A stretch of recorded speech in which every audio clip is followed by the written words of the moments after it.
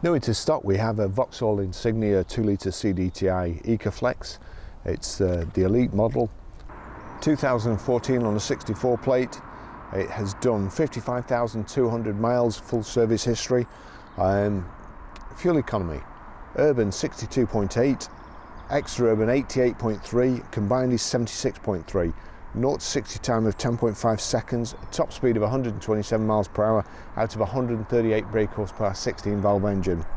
Zero road tax, so very, very economical car. Up to 88.3 miles to the gallon, that's incredible. It's finished in power red with black leather. It's a great spec as well. MOT is only till the 13th of March 2019, so we'll get that done for 12 months. And we'll also service it before it goes out. Nice finish on the front, big bright chrome grille and the chrome trims around the fog lamps there, running lights, xenons, multi-spoke alloys, the chrome window surrounds. The electric boot release is just under here, nice chrome strip across there, plenty of room in the back there. 60/40 split folding rear seats, reversing sensors,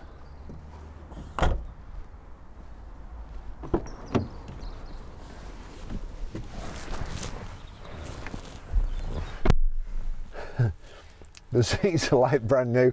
I think everybody who part exchanges cars with us never has any passengers, because it really is mint in the back here. Plenty of headroom. Rear armrest, little oddments tray there, 2 cup holders.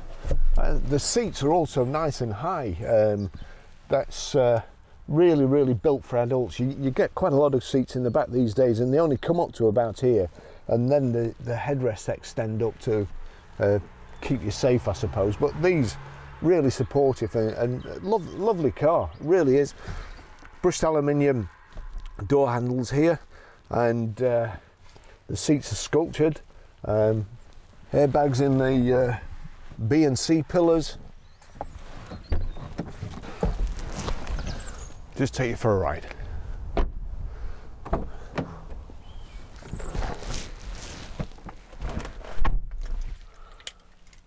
Remote central locking and a proper key, proper ignition lock, proper blade, and manual car as well. I'll just show you the service history and put my seatbelt on so it doesn't bleep. Okay, so first service, 22nd of the 10th 2015 at 18,172 miles by Perry's at Preston. They've done a good job there, they've got the stamp there. Unfortunately, when we go across here, now you see on the news millions of pounds wiped off the share market and stock market crash and all that. I always expect to see millions of pounds wiped off the value of second-hand cars because service receptionists can't be bothered to stamp the service book. So we all know how much a service history is worth, a good service history, not just on the value of the car, but you know, to show that it's been well looked after. This is a main Vauxhall dealer, Wilsons & Co. It actually says there, look, Vauxhall authorised repairer, stamp and signature. So they've stamped it over the instructions.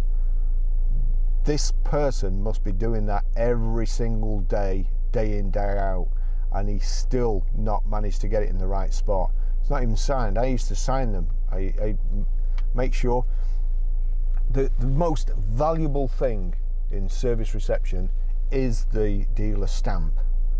So the least you could do is either get a new ink pad or get a self-inking one, or just breathe on the stamp before you do it. I always used to check our service departments to make sure they were doing it properly, and if necessary tell them where to stamp it.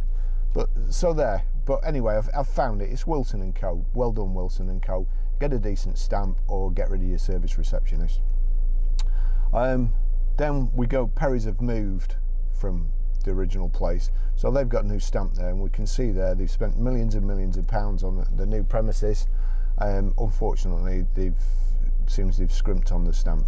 So to me it's really annoying, because I've been in cars sales all my life, and it's so important to have a proper service book with proper stamps, and you know, if you can't be bothered doing it, go and find another job. Go and find something that you do like doing. I mean, I can just imagine whoever's done that can't even be bothered to look at it, probably on Facebook, and that's why they can't even get it in the space.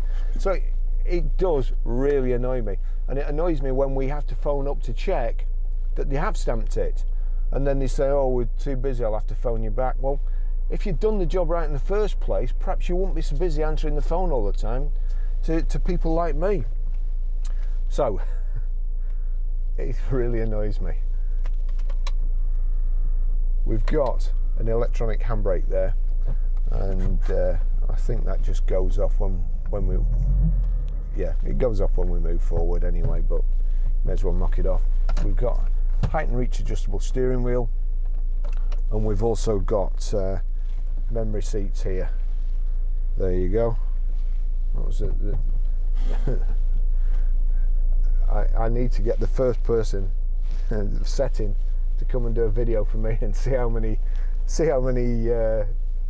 complaints he gets about where he sits. Let's see where seat 2. Oh, yep. Anyway, so 2-position electric memory seat, husband and wife, or whatever they are these days. Okay, let's go. One more thing. So with this left and right switch in the middle, if you have it right in the centre, if you have it on their left, obviously you can adjust the left door mirror. On right, you can adjust the right one, and if you put it in the middle and you press the button down, the mirrors fold in. That's your global locking switch there, and here's your electric windows.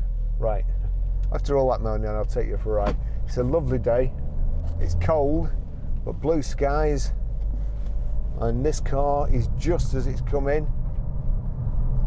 It really does look an eyeful. Certain cars, bright red or power red is this called, they really suit it, and this is one. Great specification. I've worked for Vauxhall in the past, and to be fair, for the price of the cars, you won't really get certainly a better running car, and the economy on it is not that you'd ever get 88 miles to the gallon, but I'm assuming if they say you can get 88, you're going to get 60 at least, which in my book is still very, very good.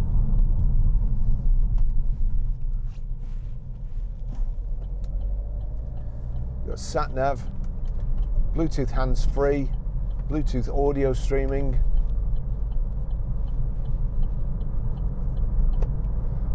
It's got heated seats, and it was freezing this morning when I got in it, and that was the first thing I looked for, and I couldn't find them.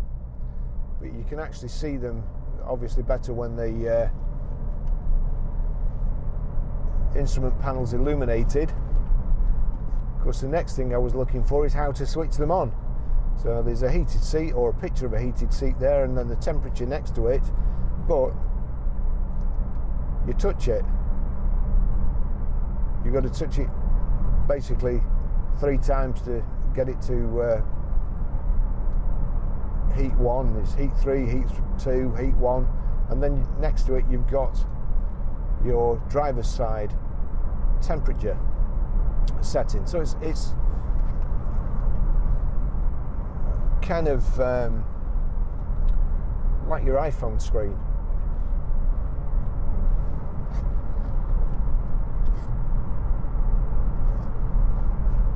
Change into 6 there, we're doing 60 miles an hour, and it's just over tick over, so hence the economy. Underneath that flap there, you've got little oddments, what used to be your ashtray, and a power socket. Here we've got a mouse, or the equivalent of a mouse pad, track pad, call it what you will.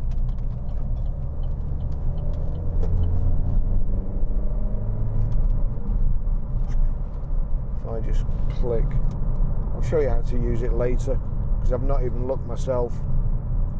So that's back. Let me see, can I move across here? Yeah, I can.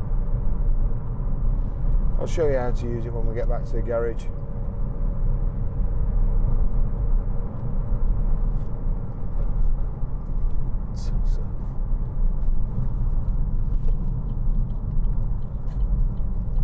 Why would you do that?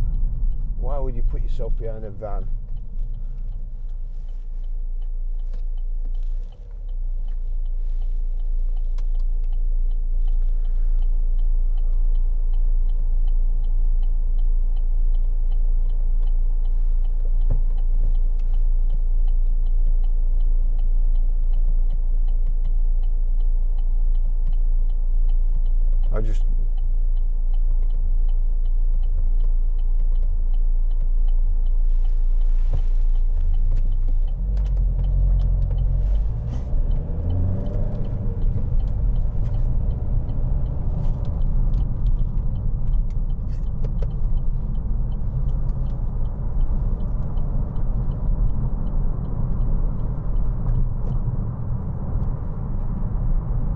Nice light clutch and easy change gearbox.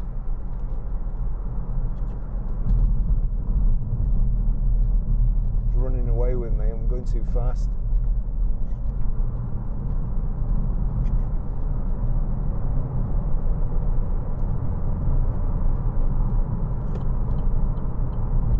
We've never had an Insignia with this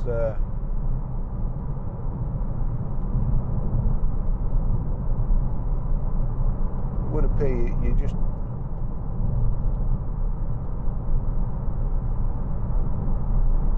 honestly I really don't know. I'm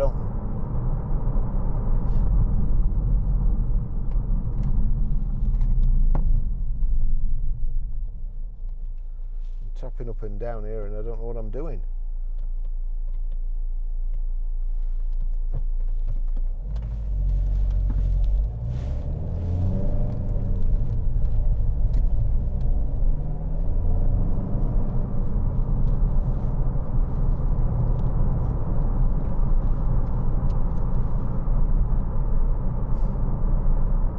I know what the back button does.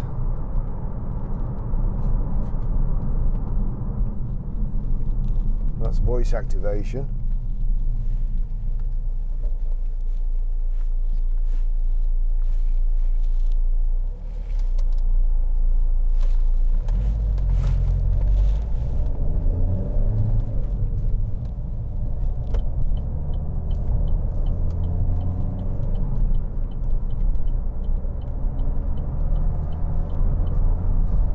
Just test the cruise control, make sure that's working.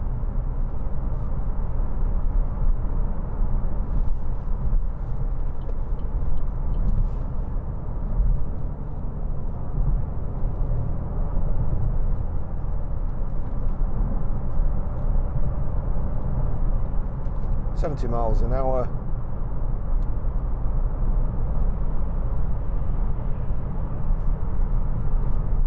Telling me that the engine oil's ready for changing.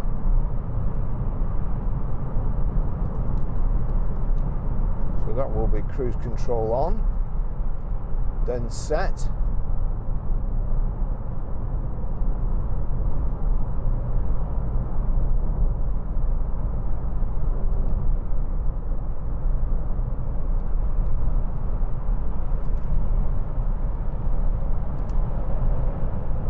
Speed it up. There we go, 70 miles an hour exactly. 1800 revs.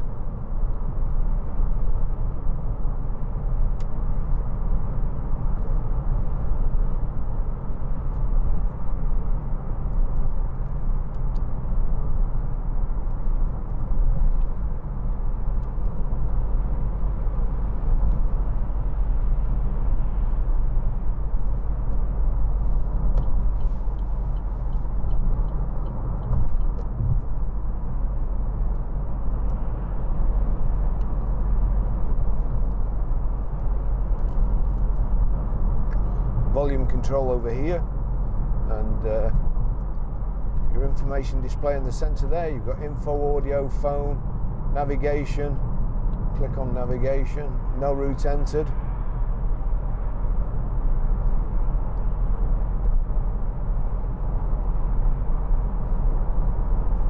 Info display, 53 miles an hour, car's done 55,140, but it's nice. The seats are really comfortable. So the driver's side is electrically adjustable. We've also got electric lumbar support there. The little the 2-position electric memory seat is just on the side here, nice easy reach. Got front central armrest, cup holders. I think this clicky display thing could take a bit of getting used to. I've actually got onto nav there, and I've managed to do it successfully, but I wouldn't like to have to do it on a bumpy road, which the one back there was. So there's the display, nice big sat-nav display. It's kind of giving you a bird's eye view as well.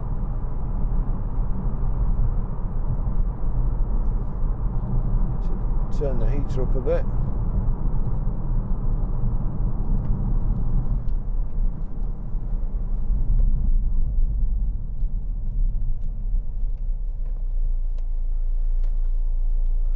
So just tap it, brings the instructions up again. Zoom in, zoom out, destination. I'll show you how to set this when we get back to the garage. Navigation, voice preferences, current location, traffic, map view. So the map view, 3D view, heading up view, north up view. All that's good. Click that to go back. Be sure there's a back button on the side there. Yeah, so that's taking us back there. Let's just have a go at this again. No, I really cannot get used to that. They've not made them foolproof.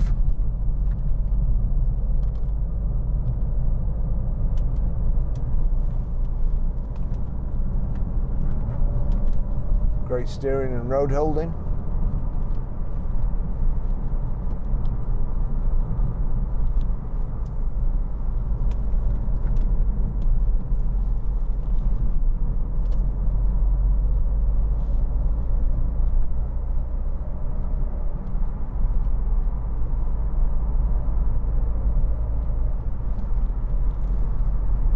There's the menu button. Time settings. Right, so it's on. We'll go back. Back.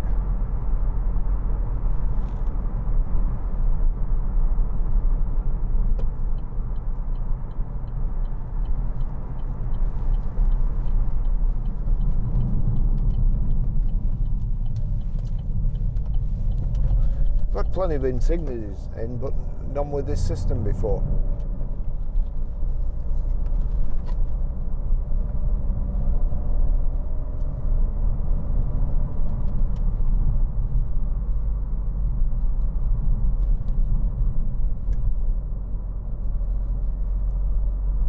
Having said that, nothing can be as complicated as the Ford Sync 3 that I did a video on the other day. The video just for the Sync 3 system is about an hour and a half long.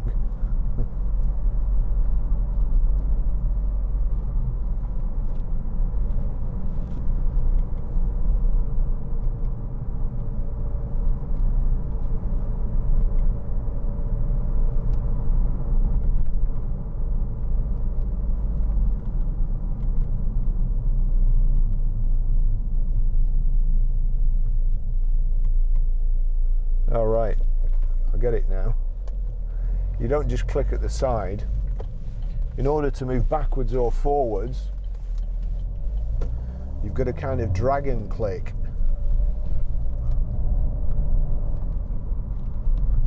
So let's just say, and that is incredibly difficult on a bumpy road because you just click all the time. But anyway, I suppose you shouldn't really use it when you're driving, so it'll be great when you just sat still. Get around this corner and I'll try it again. So, in order to move to the right, slide my finger across, and the left, yeah, that. You just meet a pedestrian walking virtually in the road, along with two wagons when you're going the other way.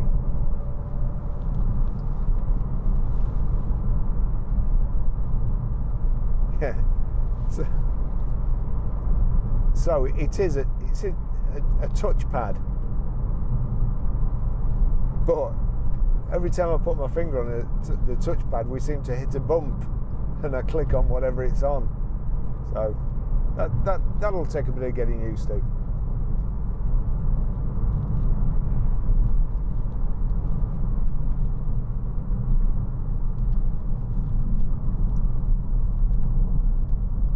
I have to say, it's a real driver's car.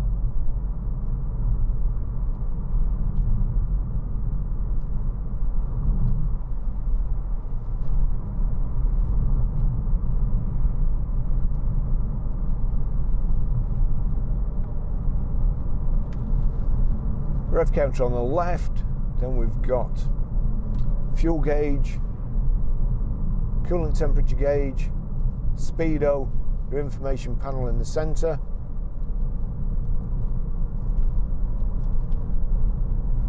Just try the music. We'll go on to media.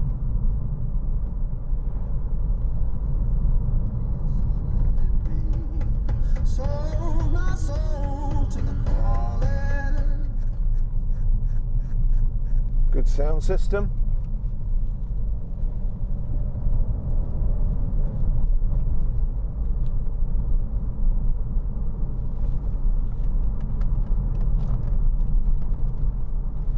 Piano black insets to the dash, and also the door cards here, along with the matching brushed aluminium trim, brushed aluminium finishes around the gear tunnel on the dash, and the door cards and door handles, contrast stitching on the leather.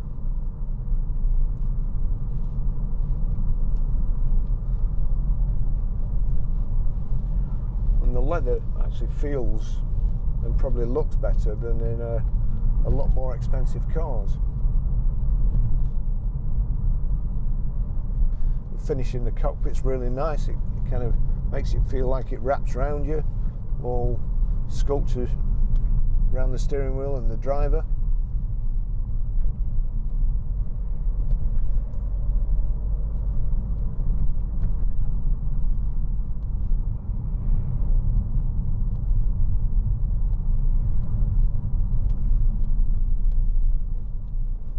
Parking sensors.